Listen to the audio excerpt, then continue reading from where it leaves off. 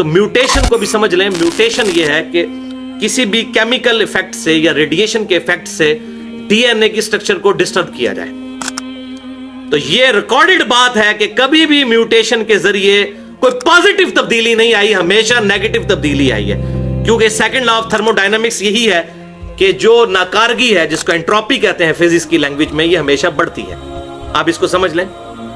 مثال کے طور پر میرے پاس ایک گلاس ہے. اس گلاس میں میں نیچے بلیو کلر کے چھوٹے چھوٹے بالز کی لیئر لگاؤں, اس کے اوپر یلو کلر کی, اس کے اوپر ریڈ کلر کی, یہ 3 لیئرز. اب مجھے بتائیں ان لیئرز کے بعد میں اس کو ہلانا شروع کرتا ہوں تو سارے بالز مکس ہو جائیں گے. آپ مجھے بتائیں میں اگر ہزاروں سال تک بھی ہلاتا رہوں, کیا کبھی وہ پوزیشن دوبارہ آ سکتی ہے؟ اس کو فزکس کی لینگویج میں کہتے ہیں second law of thermo dynamics, کہ ہمیشہ انٹروپی انکریز کرتی ہے تا وقت کہ خود انسان کوئی بیچ میں انوالو ہو کے مثلا میں ابھی دوبارہ اس کو پکڑ کے ایسے نہ کر دوں, اس وقت تک یہ پراپر فارم میں نہیں آ سکتی. تو یہی تو ہے سپریم بینگ جو کر رہا ہے, خود پکڑ کے ایک ایک چیز کو ٹائنیز ڈیٹیل تک. یہ انٹروپی سے تو یہ چیزیں انکریز ہوں گی. اور ہارون یحییٰ کی باقاعدہ ڈاکومنٹری ایک ہے, بہت زبردست, ٹرکی کے ایک مسلمان اسکالر ہیں جنہوں نے کئی ڈاکومنٹریز بنائی ہیں ایتھیزم کے خلاف. کچھ چیزیں غلط بھی ہیں ان کے نظریات میں, لیکن جو ان کی پازیٹیو چیز ہے اس کی تعریف کرنی چاہیے. تو انہوں نے ایک ویڈیو ہے کولیپس آف ڈارونزم, اس کے اندر رچرڈ ڈاؤکنز کا انٹرویو رکھا ہوا ہے کہ اس سے کسی نے سوال کیا, ویڈیو ہے, کہ یہ بتائیں یہ جو آپ میوٹیشن کا نام لیتے ہیں, آج تک میوٹیشن کے ذریعے کبھی ارتقائی تبدیلی سے کوئی پازیٹیو تبدیلی آئی ہے؟ تو اس نے یوں دیکھنا شروع کر دیا, سوچنا شروع کر دیا, اس کی زبان ہی بند ہو گئی ہے کیونکہ پریکٹیکلی نظر آیا ہے. اور وہ ابھی بھی وہ بچڑے موجود ہیں جو پیدا ہوئے ہیں, 6 ٹانگیں ہیں ان کی, 2 گردن پہ لٹک رہی ہیں. اس طریقے سے مکھیوں پہ انہوں نے ایکسپیریمنٹ کیا تو مردہ لنگڑی لولی قسم کی مکھیاں جو ہیں وہ بننی شروع ہوئی. D N A structure disturb کی ہے تو وہ میوٹیشن کی وجہ سے ڈس آرڈر انکریز ہوا ہے, انٹروپی, فائدہ کوئی نہیں ہوا. تو یہ بھی الحمدللہ ان کا حربہ ختم ہو چکا ہے اس حوالے سے. اور یہ ہارون یحییٰ کا میں نے تعارف کروایا, اور ساتھ ہی میں اپنے قریبی دوست ہیں انجینئر حافظ محمد جعفر صاحب, انہوں نے کتاب لکھی ہے 150 صفحات پر مشتمل ہے, کائنات سے خالق کائنات تک. اور میں کہتا ہوں کمال کر دیا انہوں نے. ہارون یحییٰ کی جتنی ڈاکومنٹریز تھیں اور اس طرح کی یہ تمام اعتراضات جو غیر مسلموں کے تھے, رچرڈ ڈاؤکنز کے جو اعتراضات تھے, ان کو بھی انہوں نے ریٹن فارم میں اردو میں 150 صفحوں کی وہ کتاب الحمدللہ پبلش ہو چکی ہے ان کی. اب اس کا 3را ورژن بھی آنے والا ہے. آج میری ان سے فون پہ بات بھی ہوئی تھی, وہ انشاءاللہ تعالی لیکچر کے بعد اگر کسی کو کتاب چاہیے ہو تو ہم PDF انشاءاللہ تعالی اس کو ضرور ای میل کر دیں گے. وہ 150 صفحے اردو میں بہترین قرآن پاک کی آیات اور جدید سائنٹیفک فیکٹس کی روشنی میں ان تمام چیزوں کا جواب انہوں نے بڑا تسلی بخش دیا ہے. اور یہاں رچرڈ ڈاؤکنز کا تو میں نے بتایا کہ وہ خاموش ہو گیا میوٹیشن کے معاملے میں. اس کے مرشد کی بھی بات سن لیں, چارلز ڈارون کی. اس نے اپنے ایک دوست کو خط میں لکھا, اور میں کہتا ہوں مجھے تو وجد آ گیا اس کی یہ بات پڑھ کے. وہ کہتا ہے میں جب کبھی بھی مور کو دیکھتا ہوں مجھے بخار چڑھ جاتا ہے, پی کاک کو, مور کو. ڈارون کہتا ہے میں جب مور کو دیکھتا ہوں نا پر پھیلائے ہوئے تو مجھے بخار چڑھ جاتا ہے کہ اتنا خوبصورت پیٹرن کیسے خود بخود بن سکتا ہے بغیر ڈیزائنر کے. حقیقت بات ہے اس کا ایک پر اگر آپ اتار لیں نا, واقعی مور کی مثال ڈارون نے دی, کوئی عام آدمی تو نہیں تھا, بہت انٹلیکچوئل تھا. حقیقت بات ہے میں نے یہ خود پھر منظر دیکھا ہے, اور مور جس طریقے سے وہ ڈیزائن بناتا ہے, اور اس کا ایک اگر آپ پر بھی ڈسٹرب کر دیں وہ ڈیزائن نہیں بن سکتا. پھر ایک پر کو بھی کنسیڈر کریں تو واقعی ڈارون کو صحیح بخار چڑھتا تھا کہ یہ خود بخود کیسے ہو رہا ہے. اس کو بھی پتا تھا کہ یہ خود بخود تو نہیں ہو, یہ ڈیفیکلٹی ان تھیوری تو تھا کہ یہ اتنی چیزیں کیسے نہ میوٹیشن کے ذریعے ہو سکتی ہیں, نہ جو ہے وہ نیچرل سلیکشن کے ذریعے, نہ ایوولوشن کے ذریعے ہو سکتی ہیں. تو لہذا اس معاملے میں الحمدللہ حق بالکل واضح ہو چکا ہے اب لوگوں کے سامنے.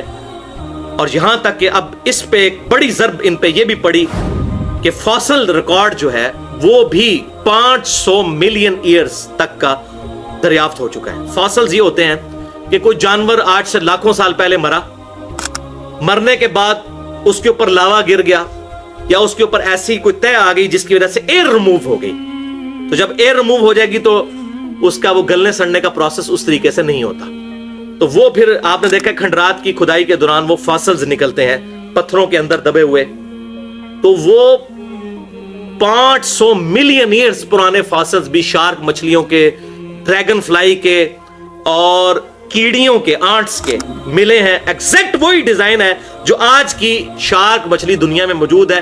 آج سے 500 ملین ایئرز پرانی شارک مچھلی کے فاسلز ایگزیکٹ وہی نکلے ہیں. تو ایوولوشن کہاں سے ہوئی ہے؟ یہ ساری کی ساری چیزیں ایک دم بنائی گئی ہیں 20 لاکھ مخلوقات کسی کے ڈیزائن کرنے سے. اللہ اکبر کبیر. تو بھائیو یہ اتنا کمپلیکس فینومینا ہے کہ آج سائنس یہ بات ماننے پہ مجبور ہے کہ کسی سپریم بینگ کا یہ کمال ہے. چنانچہ میں 2 حوالے دیتا ہوں. امریکن فلاسفر ہے پیٹرک گلن، اس کی کتاب ہے گاڈ دا ایویڈنس، خدا کا ثبوت، 1997 میں چھپی ہے، یعنی کہ کچھ عرصہ پہلے ہی، تقریباً سمجھ لیں آپ 16-17 سال پہلے.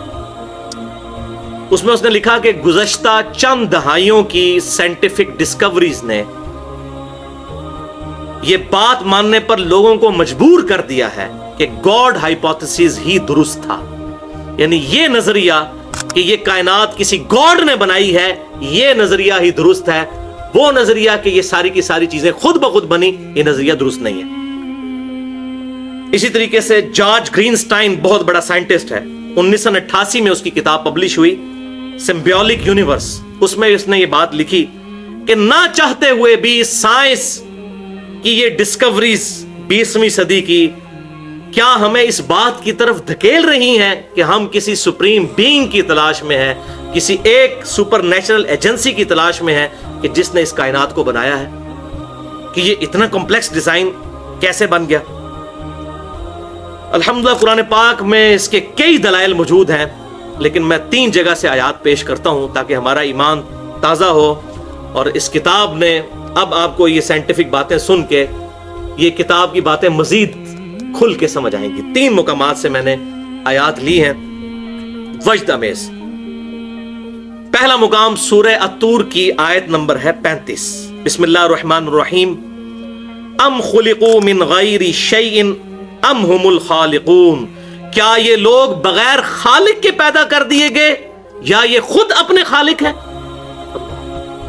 یعنی اپنے اوپر غور کرتے ہیں، کیا انہوں نے اپنے آپ کو خود پیدا کیا ہے؟ تو خود نہیں پیدا کیا تو پھر کسی نے کیا ہوگا. بغیر کسی کے بنائے بن گئے ہیں یہ. افحسبتم انما خلقناکم عبثا وانکم الینا لا ترجعون. اے انسان، تو نے کیا سمجھا کہ تجھے ہم نے فضول ہی پیدا کر دیا ہے اور تجھے مر کے ہماری طرف نہیں آنا؟ کسی نے بنایا ہے، کسی کے بنانے سے تو بنا ہے. دوسرا مقام سورۃ البقرہ کی آیت نمبر 28 اور 29. کیف تکفرون باللہ. اے انسانوں، کس طرح تم اللہ کا کفر کرو گے؟ کیسے اللہ کو ڈینائی کر دو گے، اللہ کا انکار کر دو گے؟ وَكُنْتُمْ أَمْوَاتًا فَأَحْيَاكُمْ. تم تو مردہ تھے، کوئی شے نہیں تھے، ہم نے تمہیں زندگی دی. ثُمَّ يُمِيتُكُمْ. پھر ہم تمہیں موت دیں گے. دیکھ لیں انسان اپنی موت نہیں ٹال سکتا. ثُمَّ يُحْيِيكُمْ. پھر ہم ہی تمہیں زندہ کر لیں گے. ثُمَّ إِلَيْهِ تُرْجَعُونَ. اور پھر تمہیں لوٹ کے ہمارے پاس ہی آنا ہے. هُوَ الَّذِي خَلَقَ لَكُمْ مَا فِي الْأَرْضِ جَمِيعًا. وہ اللہ ہی ہے جس نے جو کچھ زمین کے اندر ہے انسان تیرے لیے پیدا کیا. ثم استوى الى السماء. اس کے بعد آسمانوں کی طرف متوجہ ہوا. فسواهن 7 سماوات. تو ٹھیک 7 آسمان بنا دیے. وهو بكل شيء عليم. اور یہ چیزیں صرف بنائی نہیں بلکہ ہر چیز کو اپنے علم سے احاطہ بھی کیا ہوا. یہ ہے کریشن ایکس نہیلو، عدم محض سے وجود. کوئی چیز نہیں تھی بنا دی. ایک تو ہے لکڑی تھی، اس سے کرسی بنا لی، اور لکڑی کہاں سے بنی؟ عدم محض سے وجود بخش. بدیع السماوات والارض. یہ ہے وہ بات، کریشن ایکس نہیلو، عدم محض سے وجود بخشنے والی ذات. اور تیسرا مقام تو قرآن پاک میں کہتا ہوں ایپیکس ہے. اگر اس حوالے سے قرآن پاک کا سب سے بلند ترین مقام ہے تو یہ آیات ہے سورۃ الواقعہ آیات نمبر 57 سے 74 تک. میں تیزی سے پڑھتا چلا جاتا ہوں، ان کا ترجمہ کرتا چلا جاتا ہوں. نحن خلقناکم فلولا تصدقون. اے انسانوں، ہم نے ہی تمہیں پیدا کیا، پھر تم کیوں نہیں یقین کرتے اس بات کا کہ ہم نے تمہیں پیدا کیا؟ افرائیتم ما تمنون. بھلا غور تو کرو کہ جو تم منی ٹپکاتے ہو، جو انٹرکورس کرتے ہو اور منی نکلتی ہے، انتم تخلقونہ ام نحن الخالقون، کیا اسے بچہ تم بناتے ہو یا ہم بناتے ہیں؟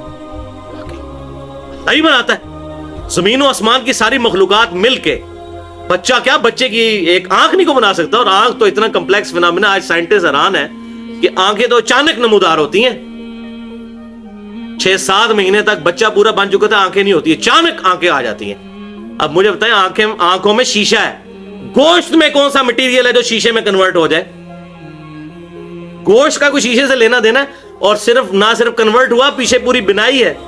آنکھ پہ ڈسکشن کی جائے تو بندہ پاگل ہو جاتا ہے. یہ کیسا سسٹم ہے؟ تو جو تم منی ٹپکاتے ہو، کیا تم بچہ بناتے ہو یا ہم تخلیق کرتے ہیں؟ نحن قدرنا بینکم الموت وما نحن بمسبوقین، ہم موت تمہارا مقدر کر چکے ہیں اور تم ہمیں آر نہیں دلا سکتے. تمہاری کمزوری کے لیے اتنا ہی کافی ہے کہ تم نہ اپنی مرضی سے زندہ ہوتے ہو نہ مرتے ہو. اور میں کہتا ہوں یہ 3 چیزیں ایسی اللہ نے ساتھ لگا دی ہیں. نمبر 1 موت، نمبر 2 نیند، اور نمبر 3 پیشاب. کوئی دنیا کا انسان 24 گھنٹے میں سوئے بغیر اگلے 24 گھنٹے نہیں گزار سکتا. کتنی کمزوری ہے، پیشاب کے بغیر گزارا نہیں کر سکتا. یہ کمزوریاں لگا کے انسان کو بتا گیا کہ تو شے کیا ہے. اور یہ دیکھیں اللہ تعالیٰ ہمارا ہم نے موت مقدر کر دی ہے، تو بھاگ کے کہاں جائے گا؟ وَنَحْنُ بِمَسْبُوقِينَ، اور تو ہمیں عاجز نہیں کر سکتا. عَلَىٰ أَن نُبَدِّلَ أَمْثَالَكُمْ وَنُنْشِئَكُمْ فِي مَا لَا تَعْلَمُونَ، کہ ہم تجھے کسی ایسی شکل و صورت میں پیدا کر دیں جو تیرے علم میں نہیں. تجھے کتا بنا دیں، تجھے جانور بنا دیں، تیری تو کوئی حیثیت ہی نہیں ہے. ہم نے تجھے بنایا، خنزیر بنا دیتے، کتا بنا دیتے، بلا بنا دیتے. اب بھی چاہیں تو تجھے بدل دیں، کسی اور شکل میں پیدا کر دیں. وَلَقَدْ عَلِمْتُمُ النَّشْأَةَ الْأُولَى، بے شک پہلی دفعہ جو تمہیں ہم نے پیدا کیا ہے اس کا علم تو تمہیں ہو چکا. فَلَوْلَا تَذَكَّرُونَ، تو کیوں نہیں نصیحت حاصل کرتے کہ جو ہم نے تمہیں پہلی دفعہ پیدا کیا تمہارا کوئی اختیار اس میں نہیں ہے، تو اب ہماری مرضی پہ چلو. افرائیتم ما تحرثون، بھلا بتاؤ تو یہ جو کھیتی بوتے ہو تم زمین کے اندر، بیج بوتے ہو، انتم تزرعونہ ام نحن الزارعون، کیا تم اس کو کھیتی بنا کے باہر نکالتے ہو یا ہم نکالتے ہیں؟ اللہ اکبر. پوری انسانیت تباہ ہو جائے اگر زمین جو ہے اگانا بند کر دے. 2 ہی چیزیں ہیں نا جی، کھانے کی خوراک اور دوسرا پانی. پانی کا بھی ذکر آنے لگا ہے، وہ تو بہت بڑی چیز ہے، وہ تو اینڈ پہ انہی آیات میں آ جائے گا، وہ تو کلائمیکس ہے. یہ کھیتی جو تم بیج بوتے ہو تم نکالتے ہو یا ہم نکالتے ہیں؟ اللہ. لو نشاء لجعلناه حطاما فظلتم تفكهون، اگر ہم چاہیں تو یہ ساری کھیتی کو بھس بنا دیں اور تم سوچ میں پڑ جاؤ یہ کیا ہو گیا، بوئی تھی گندم اور نکلا بھوسا، اب کھائیں گے کہاں سے؟ انا لمغرمون، اور بے شک پھر تم کہو گے ہم تو غرق ہو گئے. بل نحن محرومون، بلکہ ہماری تو بدنصیبی کہ ہم نے بیج بویا تھا اور نکلے ہی کچھ نہیں ہے. افرائیتم الماء الذی تشربون، بھلا بتاؤ تو جو تم پانی پیتے ہو، انتم انزلتموہ من المزن ام نحن المنزلون، کیا تم نے اس پانی کو اوپر سے اتارا ہے یا ہم نازل کرنے والے؟ پانی ختم، آپ تو کہتے ہیں نا اگلی جنگیں تو ہونی پانی کے اوپر ہیں. پانی ختم ہو جائے تو سارے معاملات ہی تلپٹ ہو جائیں. لو نشاء جعلناہ اجاجا فلولا تشکرون، اگر ہم چاہیں تو اس پانی کو کھاری یعنی کڑوا اور نمکین ایسا کر دیں کہ تمہارے پینے کے قابل بھی نہ رہے. اور واقعی ہوتا ہے ایسا ہی ہے. سمندر کا پانی آپ پی نہیں سکتے، مر جاتا ہے بندہ اگر وہ پانی پیتا رہے تو مسلسل. اس میں سے ایویپوریشن ہوتی ہے، پورا واٹر سائیکل قرآن پاک میں کئی جگہ بیان ہوا ہے. وہاں سے ایویپوریشن سے بادل بنتے ہیں اور وہ سارا گلیشیئرز کی فارم میں سٹور ہوتا ہے، بارش برستی ہے، پھر وہاں سے گلیشیئر سورج کی تپش سے پگھلتے ہیں، زمین کے اوپر بھی دریا چلتے ہیں، نیچے بھی. یہ سارے کے سارے معاملات اللہ تعالیٰ ہمارے یہ ہم نے کیا ہوا ہے. اگر صرف پانی تو ہو، کڑوا ہو، تب بھی تمہارے کسی کام کا نہیں ہے. لو نشاء جعلناہ اجاجا فلولا تشکرون، اگر ہم چاہیں تو اسے ایسا کڑوا کر دیں گے تمہارے پینے کے قابل نہ رہے، تو کیوں نہیں شکر کرتے؟ افرائیتم النار التی تورون، کیا تم نے اس آگ کے اوپر غور نہیں کیا جو تم جلاتے ہو؟ یہ ساری چیزیں کھانے کے قابل آگ کی وجہ سے ہی تو ہوتی ہیں. آگ نہ ہو تو یہ ساری چیزیں ہمارے قابل ہی نہیں رہیں گی. یہ آگ جو تم جلاتے ہو, انتم انشأتم شجرتها ام نحن المنشئون, یہ درخت جو ہے کیا تم نے اگائے ہیں یا ہم نے اگائے ہیں؟ آج سائنس نے تو ہاتھ اٹھا دیا کہ پریکٹیکلی تو آئنسٹائن نے کہا E = mc².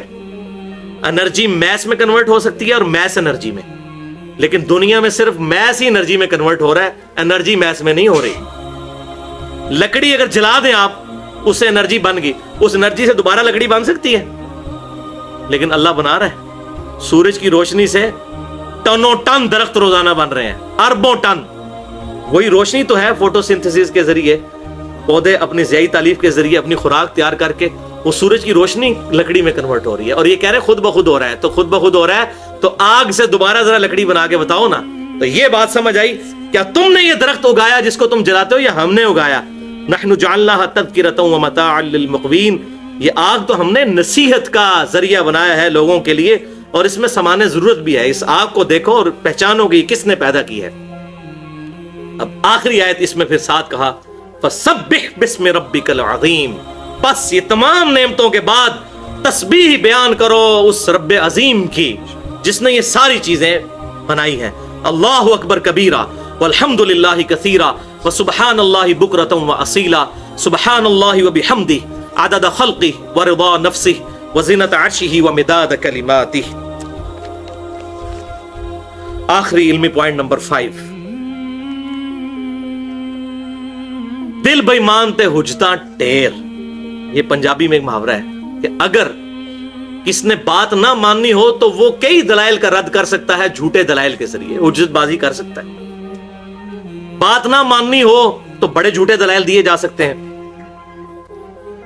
چنانچہ قرآن پاک میں اللہ تبارک و تعالیٰ نے سورۃ الانعام کی آیت نمبر 111 میں ارشاد فرمایا کہ جو لوگ جان بوجھ کر حق کو ڈینائی کرتے ہیں, 8ویں پارے کی پہلی آیت ہے, وَلَوْ أَنَّا نَزَّلْنَا عَلَيْهِمُ الْمَلَائِكَةَ, اگر ان کے سامنے فرشتے بھی نازل ہو جائیں اور مردے قبروں سے نکل کے ان سے باتیں کرنا شروع کر دیں کہ آخرت کی زندگی ہے, تب بھی یہ ایمان نہیں لے کر آئیں گے.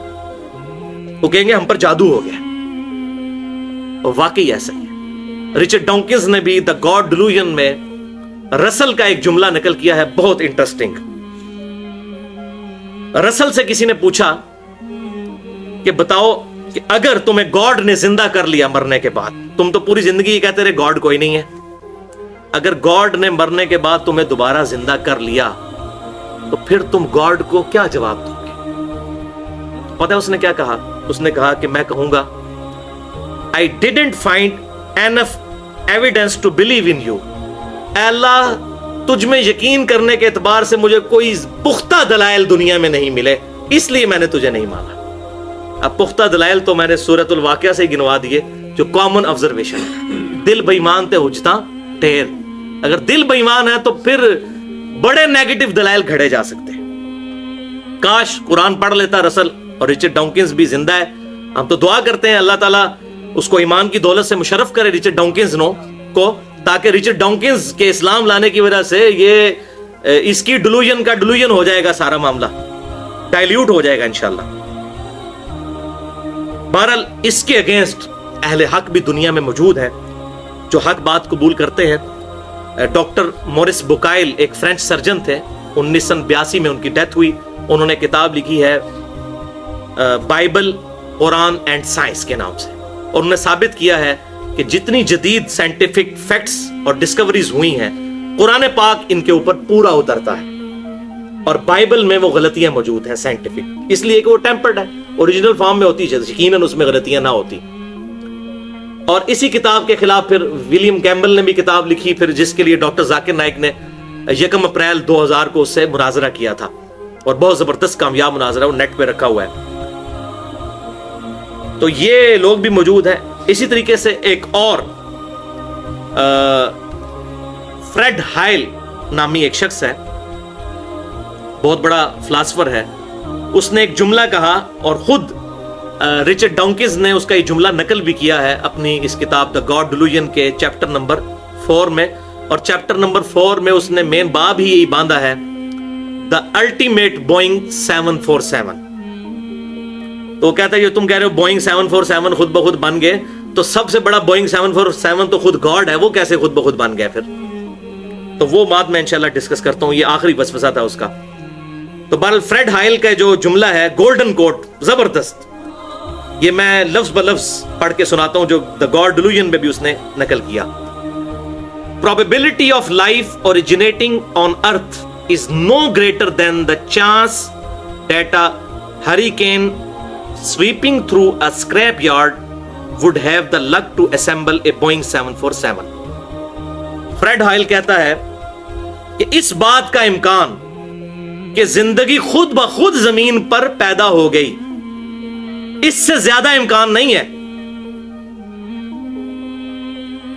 کہ کوئی ہوائی طوفان چلے اور وہ کوڑے کے ڈھیر سے چیزیں جمع کر کے تو ایک 747 بوئنگ طیارہ تیار کرتے۔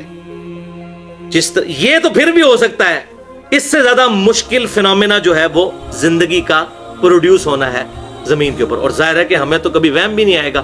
میں کہتا ہوں ایون میں یہ دعویٰ کروں کہ یہ بال پوائنٹ خود بخود بن گئی ہے، اس میں سپرنگ لوڈڈ جو یہ اس کی نب موجود ہے اور اس کے اندر جو سیاہی ہے یہ پوری پلاسٹک کی، اور یہ پورا کلک سسٹم ہے اس کے اندر میکینیکل، یہ خود بخود بن گیا۔ تو کوئی پاگل بے وقوف آدمی بھی میری سٹیٹمنٹ نہیں مانے گا، تو اتنا کمپلیکس سسٹم خود بخود بن گیا۔